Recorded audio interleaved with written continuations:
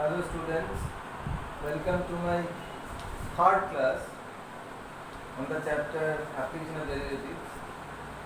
Today we will discuss on its second section, that is differentials, errors and approximation. So let us go to the initial point, that is on derivative. How derivative was defined? We know d by dx is limit delta x tends to 0, 1 by delta x, delta y by delta x. Okay? So what is delta y? Suppose x is changed to x plus delta x. Then fx will be changed to f of x plus delta x. So corresponding to a change delta x in x,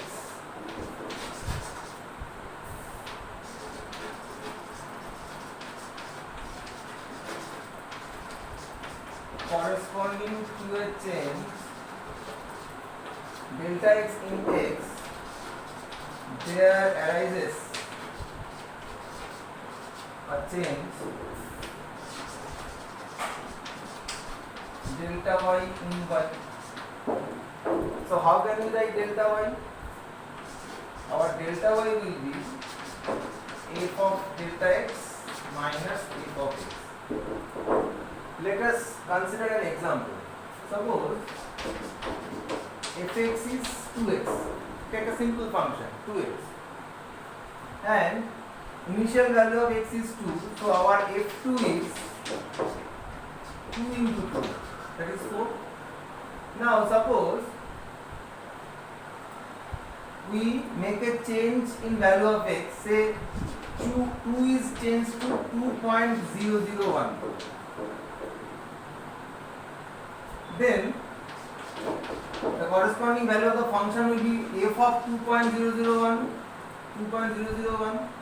that is 2 into 2.001, that is this will be 4.002.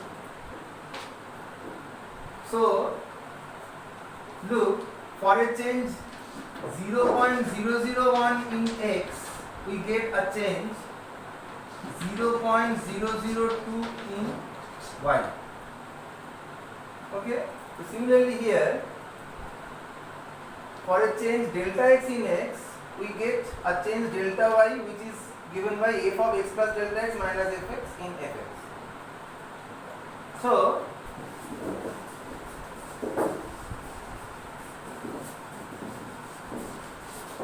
in class 11 we have seen limit delta x tends to 0 dy by dx. This is represented as f dash x. So if we remove this limit, then delta y by delta x equals to f dash x. This will be unequal, because this equality only holds for this limit, that is delta x tends to 0. That is when delta x tends to 0, then only the quotient delta y by delta x, this equals f dash x. So if we remove this limit, then this will be not equal. So what we have to do to make them equal? We have to take a correction or say adjustment, say epsilon. So when delta x is not tends to 0, the quotient delta y delta x is f dash x plus epsilon. But you have to note that epsilon is very small. Very small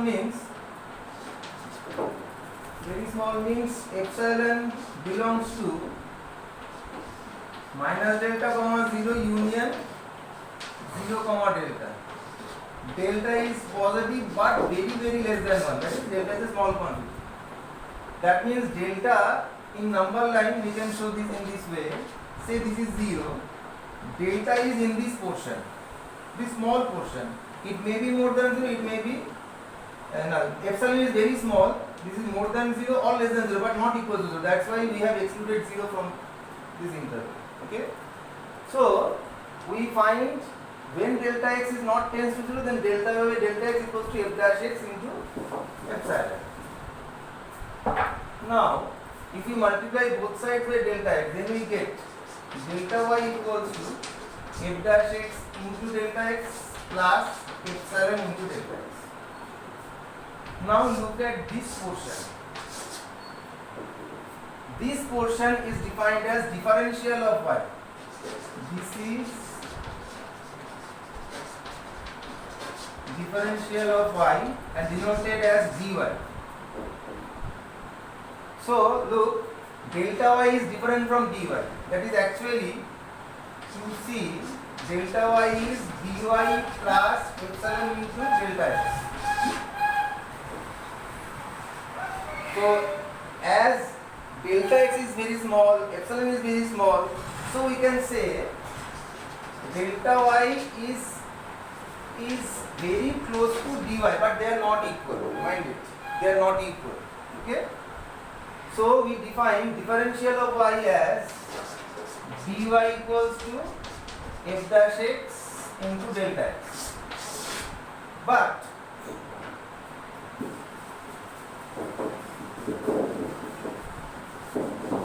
we have to note that this delta x is actually equal to dx. That is, we are next going to prove that this delta x is dx. How can we prove this? Look, as this relation is true for all function fx, so let us take y equals to fx equals to x. In that case, your f dash x, that is derivative of x, will be the dx of x equals to 1, you know. Now, for this relation, if we take y equals to x, then we get, instead of y, I have written x here. F dash x is 1, we have calculated 1 into delta x. So ultimately we will get dx equals to delta x. So finally, we get the definition of differential of y as f dash x into dx. This you have to remember, that differential of y is f dash x into dx. So what is its utility? How do we use this?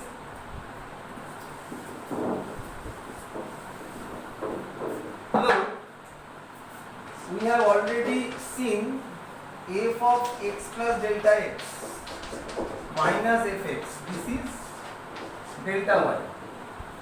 So if we replace delta y by differential of y, so we can write this approximately equal to dy. Then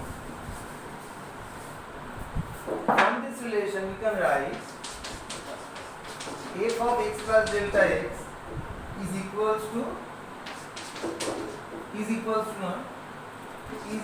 approximately equal to fx plus dy. This relation will be used in our next problems, and this relation is used to get approximate value of a function in a close neighborhood of x. Next, let us see from geometrical point of view.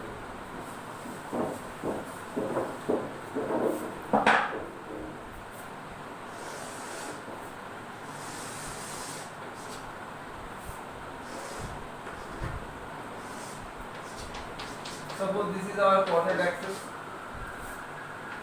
x axis, y axis. This is the origin. Let us consider this curve. Let us consider this chord. Say this is A, this is B. Let coordinate of point x be A be xy, and that of B be x plus delta x, y plus delta y. So let us draw perpendiculars from these points to x-axis, and then from A to this perpendicular. Let us name them. Say this is M, this is N, and say this is P. Now look, it is obvious that the length BP will be delta y. Okay, and this length AP, this will be delta x. So we know when the point B approaches the point A, as a consequence, length of chord AB will tend to 0. And when the point B overlap with A, then that chord AB, this will become actually a tangent at it. We know a tangent to a curve is a chord of length 0. When a chord of a curve its length becomes 0, then that chord ultimately becomes a tangent to the curve. So here, as the point B approaches the point A, so in the ultimate situation, this chord becomes the tangent. Say this tangent is TS. Look, this tangent intersects this ordinate BM at the point say Q.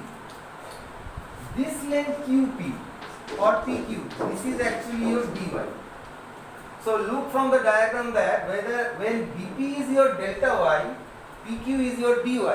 So dy is different from delta y, and delta y is approximately equal to P. Always remember this result. Okay. Next, let us go to the problem.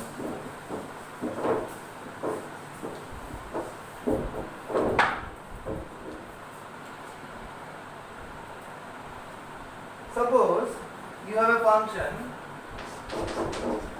say fx equals to x to the power 4 minus 10, and say x changes from 2 to 1.9.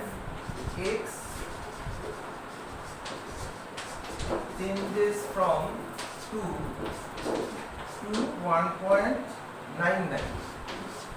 That is 2 has decreased from 2 to 1.99.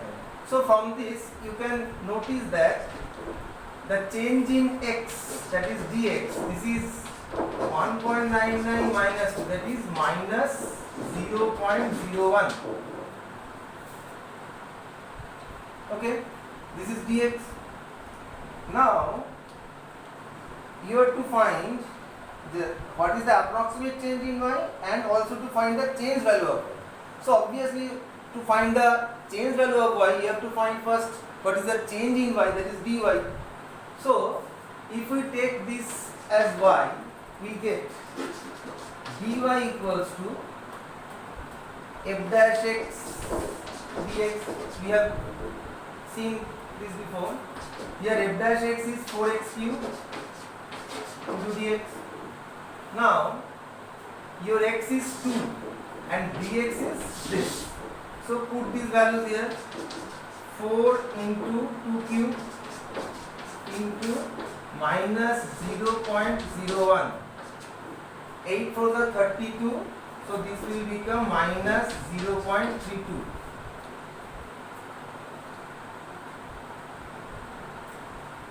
So you get the approximate change in y.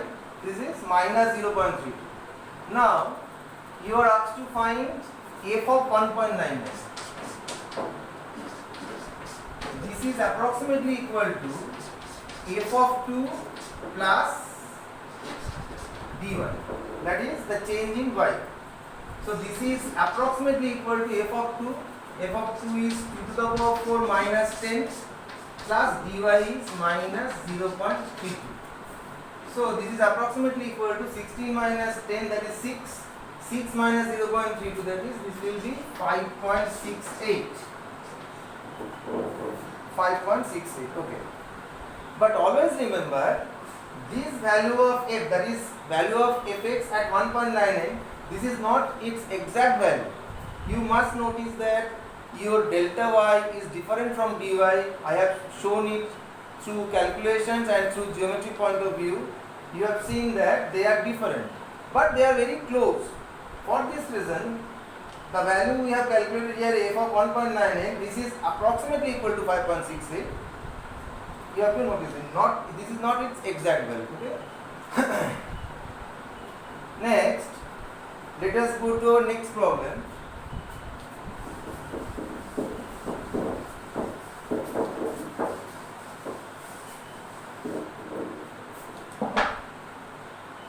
A circular metal plate expands under heating, so that its radius increases by 2%. It is increases by 2%. Find the approximate increase in the area of the plate if the radius of the plate before heating was 10 cm. That is, initial value of radius was 10 cm. So first write, let radius of the circular plate be r centimeter. Then its area will be given by capital A equals to pi r square. So taking differential of both sides, we get d of capital A, this is 2 pi r dr. According to the question, change in radius, this is positive because here r is increased.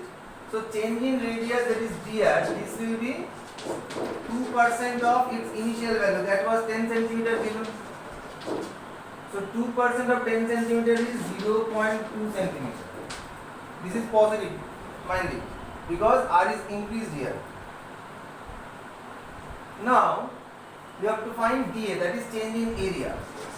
This will be 2 pi, you know value of r is 10, initially 10, into dr. Dr is 0.2. So this will become ultimately 4 pi. So you are asked to find the approximate increase in area of the plate. So your answer will be, there will be an approximate change in area 4 pi centimeter square. That is, if you take 3.14 as the value of pi, then this will become 4 into 3.14, that is 12.56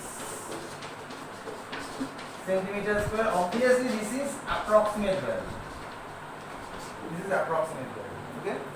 So for a change in 0.2 centimeter in radius, there will be a corresponding change in area, that is 12.56 centimeters.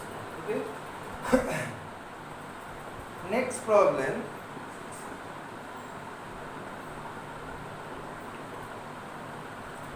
If the radius of a sphere is measured as 9 centimeter with an error of 0.02 centimeter, then find the approximate error in calculating volume. That is, you have made an error in measuring radius of a sphere.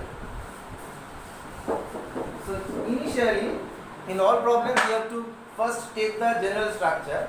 For this reason, let radius of the, now you can write in this way. Suppose radius of the sphere be r centimeter, then its volume will be given by V equals to 4 by 3 pi r cube. So dg will be 3 will come down, so this will become 4 pi r square here. So according to the question, there is an error of 0.03 centimeter in measuring radius. That is, you are given that dr is 0.03 centimeter, and at that instant radius was 9 centimeter. 9 centimeter. So the corresponding change in volume will be dV equals to 4 pi 9 square into 0.03. This will be centimeter cube because the volume. So this will be ultimately 9.72 pi. This calculation you have to do at your own.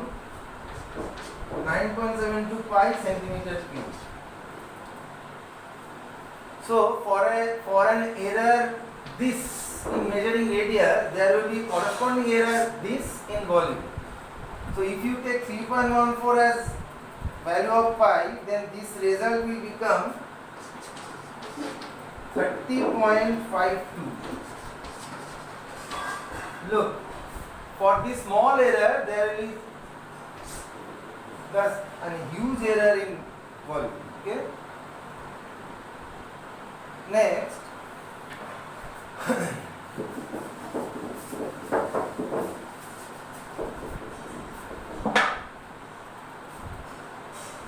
suppose you are given a function fx equals to 3x square plus 5x plus 3, and you are asked to find two values. Number one, f of 3.02 and number two, f of 2.89.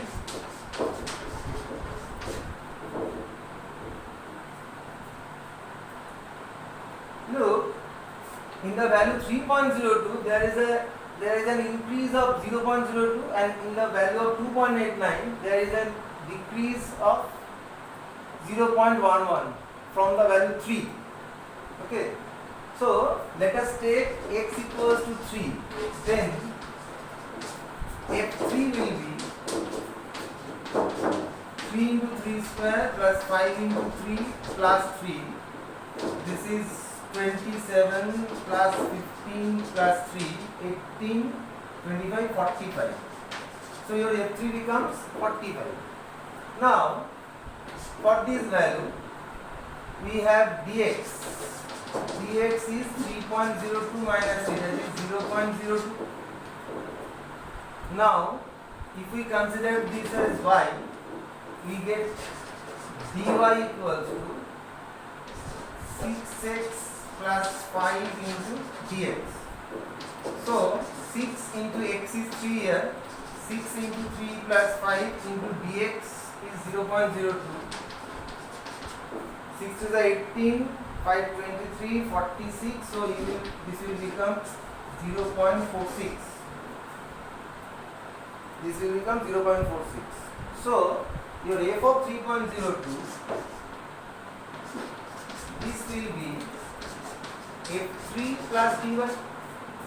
Okay, so your f3 we have already calculated is 45 plus 0.46, so ultimately result becomes 45.46.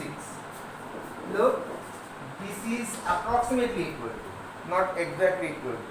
So we can say the approximate value of f of 3.02 is 45.46. Next, let us go to the next problem, 2.89.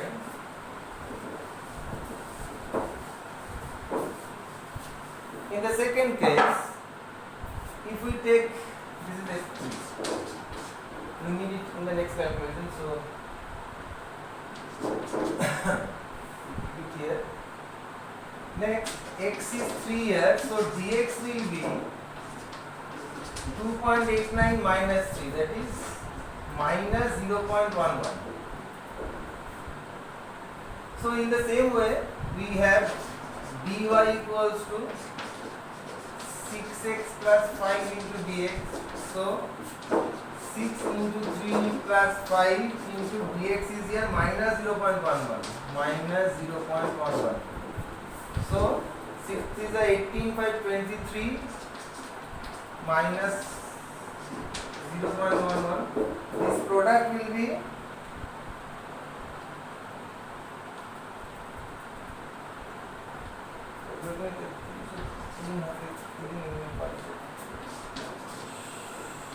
minus 2.53. Okay, so your value f of 2.89, this will be this is approximately equal to f3 plus minus 2.53. f3 is 45.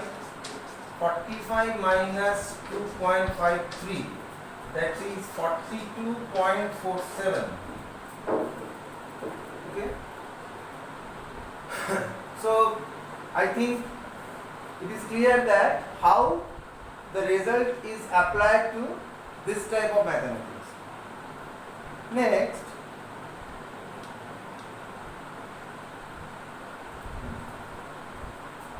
Next let us go to a problem from mensuration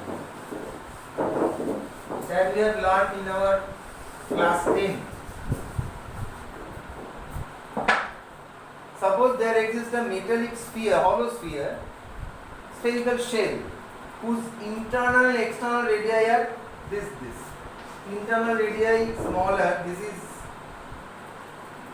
3 centimeter, and external radius, this is 3.0005 centimeter.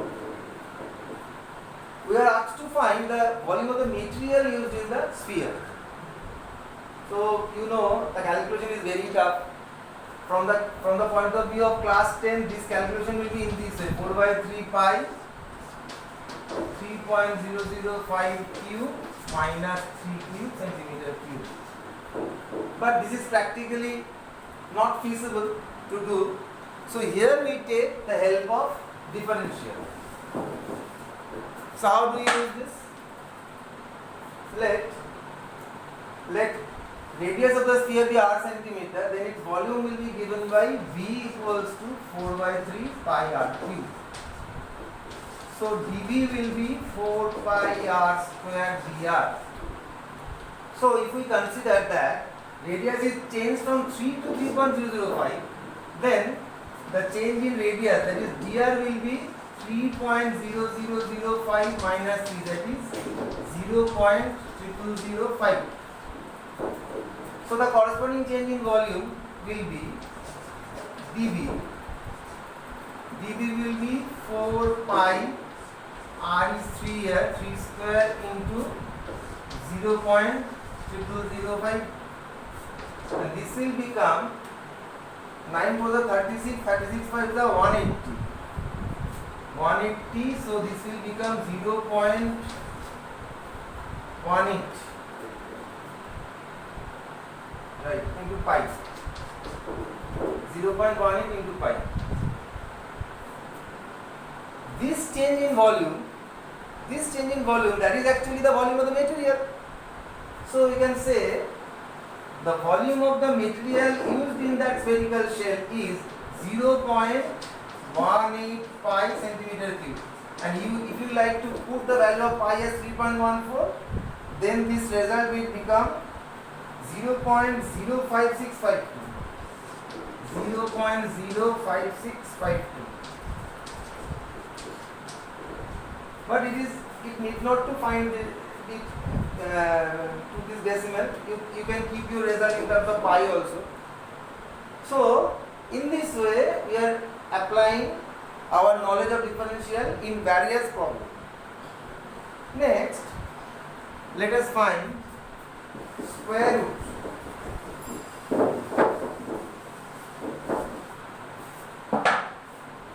Suppose we are asked to find square root of 25.2. How can you find this? For this, let us consider the function. First, let us consider the function fx equals to y equals to fx equals to root over x. Now, you have to study what portion of this is a perfect square. So it is obvious that 25 is a perfect square. For this reason, let us take x as 25. So as we have taken x as 25, so your dx will be 25.2 minus 2, that is 0.2. Now take the differential. You have dy equals to 1 by 2 root x dx. So 1 by 2, your x is 25 here, so 2 root over 25 into dx is 0.2. This will become 5, 5 to the 10, so this will be 0.02. So look, for a change 0.02 in x, you get a change 0.02 in y. So our f of 25.2, this is approximately equal to f of 25 plus dy. So this is approximately equal to f of 25 means here fx is root x, so this will be root over 25 plus your dy is 0.02. So this is approximately, this is 5 and this is 0.02, so this will become 5.02. So you have calculated the square root of 25.2 in a lesser effort, and you have calculated this as 5.02. In this way, we calculate also cube root. Say you are asked to find cube root of 127. I have mentioned before that when you are finding square root, then you have to find the portion which is a perfect square. Now you are going to find cube root, so you have to find a portion of it which is a perfect cube. And you see here 125 is a perfect cube. So first let us consider the function y equals to fx equals to cube root of x. Then we take x as 125. Why? Because 125 is a perfect cube. So here your dx will be 127 minus 125. So this is 2. Now dy will be 1 by 3 x to the power minus 2 by 3, that is 2 by 3 in the denominator into dx. So if you substitute 125 for x, you get 1 by 3 into 125 to the power 2 by 3 into dx is here 2. This is 5 square 25, that is 2 by 75. 2 by 75. The 2 by 75 dividing, you get this result as 0.026. So finally you have to find this, that is you have to find f of 127. This is approximately equal to f of 125 plus dy. This is approximately equal to f of 125 is cube root of 125, that is 5 plus 0.026. So ultimately you get the result 5.026 as cube root of 127 in a lesser effort.